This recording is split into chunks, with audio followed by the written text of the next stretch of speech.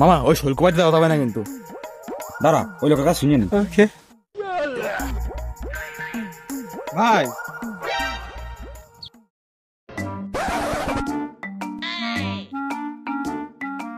ভাই আমরা মাগুরা যাবো।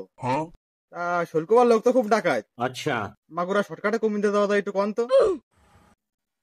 এই শালারা কাম কাজ করে খায় না, শালারা খালি ডাকাতি করে খায়। এই শালাকে ধরে ঠাপা নিয়ে ধর। চুপ মেরে হয়েছেন কে? কিছু কয় আপনি বুবা নাকি? কিছু না করতে পারলে ইশারাই বুঝুন ভাই। একটু অঙ্গ অঙ্গতে বুঝে দেন। ঠিক আছে।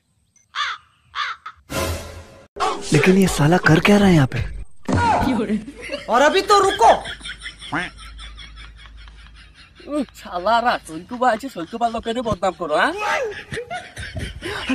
बड़े खतरनाक लोग हैं। আমার গাড়ি, আমার আইফোন। ঠিক পাইছো? এটাই শৈলকুমার, ঠিক পাইছো?